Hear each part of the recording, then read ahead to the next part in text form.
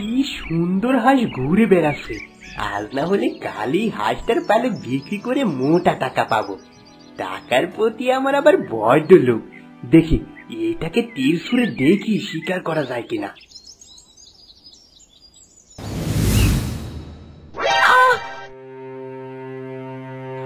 আমি তো তোমার কোনো ক্ষতি করিনি, কেন মারলে আমাকে? তোমার কি প্রাণীদের প্রতি একটুও করুণা হয় না? তুমি আমাকে তীরবদ্ধ করে মেরে ফেলতে চাইছো? আমি শিকারী, করুণা কি আমি তা জানি না। আমি শুধু এইটা জানি তোমার পালক বিক্রি করলে আমি অনেক টাকা পাবো। এত বড় একটা অন্যায় করার পরও তুমি হাসছো? তুমি সত্যি অনেক খারাপ মানুষ। মনে রেখো, তোমার বংশে এমন সন্তান হবে যে মানুষ নয়, হাঁসের রক্ত নিয়ে জন্মাবে। আমি তোমাকে অভিশাপ দিচ্ছি। হাস্যকর কয়টা, অভিশাপে আমার কিছুই যায় আসে না। কিছুক্ষণের মধ্যেই রক্তক্ষরণ হয়ে তুমি মৃত্যুবরণ করবে, আর এরপর আমি তোমাকে বাড়ি নিয়ে গিয়ে তোমার পালক বিক্রি করব।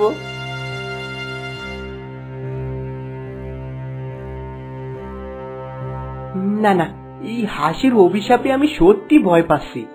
এই হাঁসের কোনো প্রয়োজন নেই। আমি খালি হাতে বাড়ি ফিরে যাব।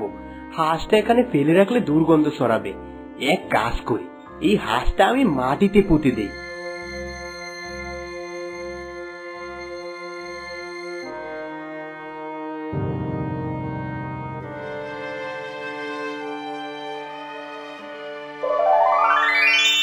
এ কি, হাঁসটা মাটিতে পুঁতার সাথে সাথে একটা গোলাপ গাছ হয়ে গেছে। না না, এখানে থাকা আমার জন্য নিরাপদ হবে না। আমি বরং বাড়ি ফিরে যাই।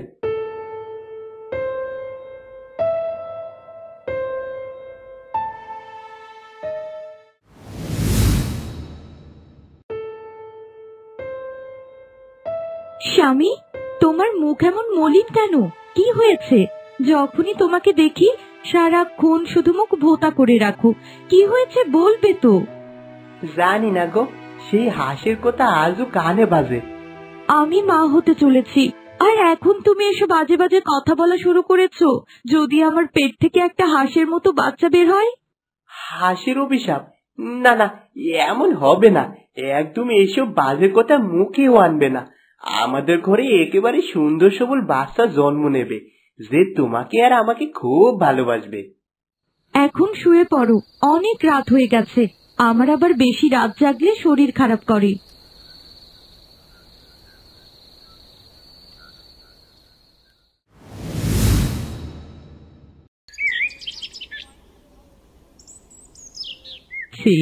ছি, মানুষ না হয়ে হাঁসের বাচ্চা জন্ম দিলি, এমন লজ্জা আমি কোনো দিন পাইনি।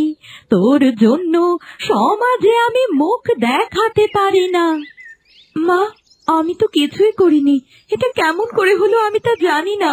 তাছাড়া অভিশাপ আপনার ছেলের লেগেছিল, আমি তো কিছুই করিনি। চুপ, মুখ বন্ধ রাখ। আমার বংশে এখন হাঁসের মা থাকবে? না না, আমি মেনে নিতে পারবো না। মা, ও তো নিরপরাধ, ও শুধু একটা ছোট্ট প্রাণ। যত সব আদিক্ষেতা, ছোট্ট প্রাণ, হাঁসের ছানা। ওকে নিয়ে তুই আমার ঘর থেকে এখনই বের হয়ে যা। আমি কোথায় যাব মা? এই সন্তান তো আপনার ছেলেরই রক্ত। রক্ত না, লজ্জা। গ্রাম জানলে হাসির পাত্র হব আমরা। সবাই জানে তোর ঘরে একটা হাঁসের বাচ্চা জন্ম নিয়েছে। আমি বলছি, ওই হাঁসের ছানাটাকে পুকুরে ফেলে দিয়ে আয়, না হলে তোকে আমি ঘর থেকে তাড়াবো বলে দিচ্ছি। না মা, আমি ওকে মারতে পারবো না। তাহলে তো কেউ থাকতে হবে না এই ঘরে। আমার ছেলে ঘরে ফিরলে সেও তোকে ছাড়বে। সে শহরে গেছে, আগামীকাল ফিরে আসবে। আর মনে রাখিস, আজকের রাত তোর শেষ রাত এই ঘরে। আপনার ছেলে যদি না চায়, তাহলে আমি আর এই বাড়িতে থাকবো না। আজকের রাতটা আপনি অন্তত আমাকে ঘরে থাকতে দিন। ঠিক আছে, তবে মনে রাখিস, আজকের এই রাত এই বাড়িতে কিন্তু তোর জীবনের শেষ রাত। মা, তুমি এত রেগে কেন আছো? কি হয়েছে বলো তো? কি হয়েছে বলছিস? তোর বউ একটা হাঁসের বাচ্চা জন্ম দিয়েছে। এ কেমন লজ্জা! গ্রামের মানুষেরা আমাদের নিয়ে হাসাহাসি করছে। তোর বউ বাচ্চাটাকে কোলে নিয়ে রাখে, সবাই দেখে আর হাসে। আমি বলেছি আজই ওদের ঘর থেকে বের হয়ে যেতে হবে। মা, তুমি কি জানো তুমি কি বলছো? মালতী আমার স্ত্রী, ওই ছোট্ট প্রাণ আমার সন্তান। মানুষ হাসলে হাসুক, আমি ওদের ঘর ছাড়া করব না। আমি জানি না কেমন করে এটা হলো, কিন্তু আমি শুধু জানি ও আমার বাচ্চা, আমি ওকে ফেলে দিতে পারবো না। তুই এখনো বউয়ের কথা শুনছিস? আমি তোর মা, আমি বলছি এ ঘরে ওই বাচ্চা থাকবে না। মা, আমি জানি তুমি রাগ করেছো, কিন্তু একটু ভাবো, ও তো আমাদের ঘরেরই সন্তান। হয়তো এটা কোনো অভিশাপ, হয়তো কোনো আশীর্বাদও হতে পারে। আমি ভয় পাই, গ্রামবাসী হাসে, অপমান করে, আমি সহ্য করতে পারি না। মা, লোকে হাসলে হাসুক, কিন্তু আমি আমার পরিবারকে রক্ষা করব। আজ যদি আমি ওদের ফেলে দেই, তাহলে আমি কেমন মানুষ হলাম বলো তো? আমি এর আগে অন্ধ হয়ে গিয়েছিলাম রাহুল, কিন্তু তুই যা বলছিস তাতে সত্যি আছে। এ আমাদের মেয়ে, আমাদের ভালোবাসার চিহ্ন। একদিন এই বাচ্চাই প্রমাণ করবে মনুষ্যত্ব জন্মে না, গড়ে ওঠে মমতায়।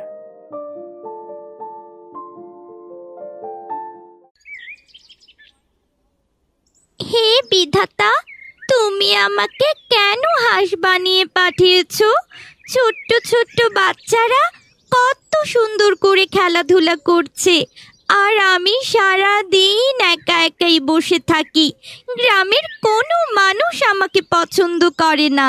কি রে, এখানে বসে কাঁদছিস কেন? তুই তো মানুষের মতো করে কথা বলতে পারিস। নিশ্চয়ই তোর উপর কোনো অভিশাপ আছে। আমি এক অভিশপ্ত মানুষ। অভিশাপের কারণেই আমি হাঁস হয়ে জন্ম নিয়েছি। আমার বাবা মা আমাকে খুব ভালোবাসে, কিন্তু গ্রামের মানুষেরা আমাকে একদম সহ্য করতে পারে না। তুই মানুষের ভালোবাসা পেতে চাস? এ তো খুব ভালো কথা। ঠিক আছে, আমি তোকে একটা জাদু শক্তি দেব। এই শক্তির মাধ্যমে তুই আলো ছড়াতে পারবি, আর আলো ছড়িয়ে বিপদ আপদ থেকে মানুষকে রক্ষা করতে পারবি। সত্যি বলছেন আপনি? আমি আপনার উপর খুব খুশি হয়েছি সন্ন্যাসী বাবা। তাহলে আমাকে এমন একটা শক্তি দিন যার মাধ্যমে আমি সহজেই মানুষের ভালোবাসা পেতে পারবো।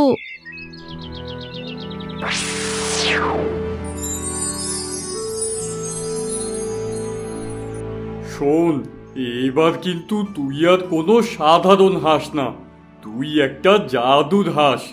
তোর ডানার নিচে লুকিয়ে আছে অদ্ভুত শক্তি। যা, এবার বাড়ি যা। তবে মনে রাখিস, এই অলৌকিক শক্তির কথা তুই তোর বাবা মা বা পরিবারের কাউকেই বলিস না।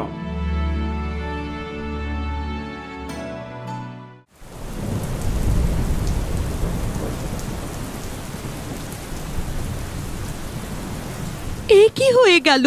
গ্রামের চারদিক থেকে বন্যার পানি ঢুকতে শুরু করেছে। কিছুদিনের মধ্যেই আমাদের সব ফসল নষ্ট হয়ে যাবে, আর এরপর আমাদেরকে পথে বসতে হবে। বাবা, তুই আর দেরি করিস না, গ্রামবাসী নিয়ে নদীতে একটা বাঁধ দেওয়ার চিন্তা কর। দেখবি এই গ্রামের সব ফসল বেঁচে যাবে। ঠিক বলেছো, গ্রামে যদি কোনো রকমে একটা বাঁধ দেওয়া যায়, তাহলে গ্রামের সব ফসলগুলো বাঁচানো সম্ভব। ও বাবা, আমাকেও সাথে করে নিয়ে যাও। আমিও দেখতে চাই কিভাবে নদীতে বাঁধ দিতে হয়। আরে না না, তোকে নেওয়া যাবে না। এমনিতেই গ্রামবাসী তোকে পছন্দ করে না, এরপর তারা সবাই মিলে বলবে তুই এই গ্রামে থাকার কারণে গ্রামে বন্যার পানি ঢুকেছে, সবাই তোকে অভিশপ্ত মনে করে। আমার মেয়ে সম্পর্কে কে কি ভাবলো তাতে আমার কিছুই যায় আসে না। চল মা, আমি তোকে সাথে করে নিয়ে যাচ্ছি।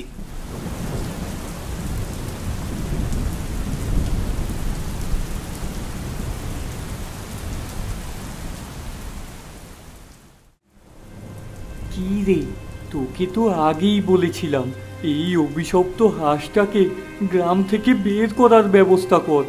ওর জন্যই গ্রামে এসব প্রাকৃতিক দুর্যোগ ঘটছে। শিকারীকে কি করে যে কি বলবো সেটাই বুঝতে পারছি না। ও তো নির্ভেজাল মানুষ, কখনো গ্রামের কোনো ক্ষতি করেনি, বিপদে মানুষের কাছে এগিয়ে আসে। দেখতে পাচ্ছিস না, গ্রামে বন্যার পানি ঢুকতে ঢুকতে সব ফসল একেবারে নষ্ট হয়ে গেছে। এখন শিকারীর প্রতি মায়া দেখিয়ে কোনো লাভ হবে না। কি করি বলতো?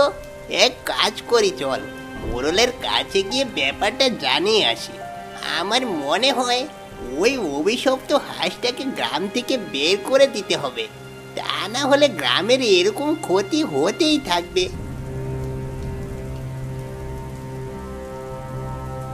তোমরা এখানে? যাক, ভালোই হইলো। চলো আমরা সবাই মিলে নদীতে বাঁধ দেওয়ার ব্যবস্থা করি, এত করে সব ফসলগুলো বাঁচানো যাবে। তুই এখানে কেন এসেছিস? ওকে সাথে করে আনার কারণে নদীর পানি আরো তাড়াতাড়ি বেড়ে যাবে। শোন, আমরা তোর মেয়েকে গ্রাম থেকে তাড়িয়ে দেওয়ার ব্যবস্থা করব।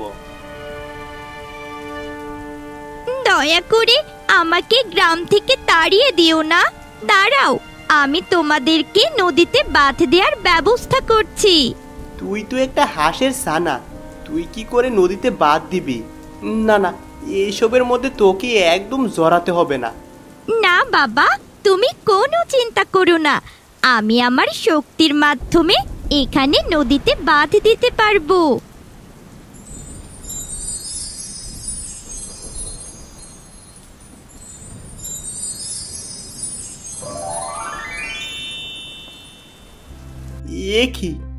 এ কি অদ্ভুত ব্যাপার!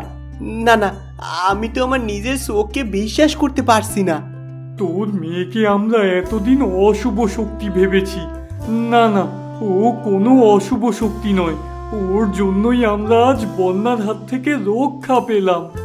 এরপর থেকে আমরা মনিয়াকে সবাই খুব ভালোবাসবো, আর কেউই কখনো মনিয়ার সাথে খারাপ ব্যবহার করবো না।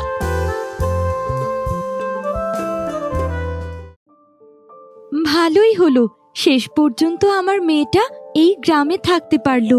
আমি তো ভেবেছিলাম বন্যা হওয়ার কারণে মেয়েটাকে অভিশপ্ত বলে গ্রাম থেকে না বের করে দেয়। যদি তোমার মেয়ে না থাকতো তাহলে গ্রামের সব ফসলগুলো নষ্ট হয়ে যেত। আজকে আমার মনিয়ার জন্যই গ্রামের ফসলগুলো রক্ষা পেয়েছে। ওগো, শুনছো? তুমি তো বলেছিলে যেখানে তুমি ওই হাঁসটাকে পুঁতে রেখেছিলে ওখানে একটা গোলাপ গাছ হয়েছে। চলো না আমরা গোলাপ গাছটা একবার দেখতে যাই। এমনও তো হতে পারে সেই গোলাপ গাছের কাছে ক্ষমা চাইলে আমার মেয়েটা তার মানব রূপ ফিরে পাবে। না গো বউ, এমন কিছুই হবে না। যা হওয়ার তা তো হয়ে গেছে, তুমি বাস্তবতাকে মেনে নাও। না গো, আমি তোমার কোনো কথাই শুনতে চাই না। আমি একটা শেষ চেষ্টা করে দেখতে চাই। আচ্ছা, তুমি যদি মনে শান্তি পাও তাহলে আমি তোমাকে সেই ব্যবস্থাই করে দেব। কাল ভোর হওয়ার সাথে সাথেই আমরা তিনজন মিলে যাব সেই গোলাপের কাছে ক্ষমা চাইতে।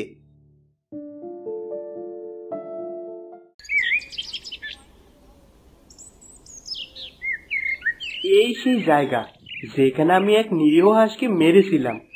আমি জানতাম না সেই ভুলে আমার নিজের জীবন এমন অন্ধকার হয়ে যাবে। বিধাতা হয়তো চেয়েছিলেন তুমি শেখো, কোনো প্রাণকে কষ্ট দিলে তার প্রতিধ্বনি একদিন ফিরে আসে। সারা জীবন আমরা আমাদের পাপের শাস্তি পেয়েছি।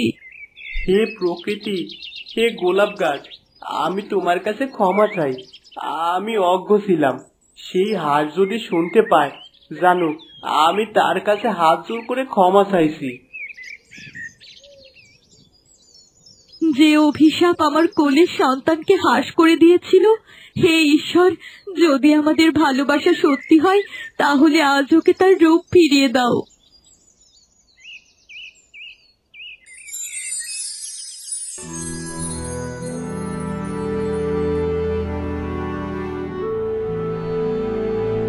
মুনিয়া, তুই মানুষ হয়ে গেলি, এটা কি করে সম্ভব?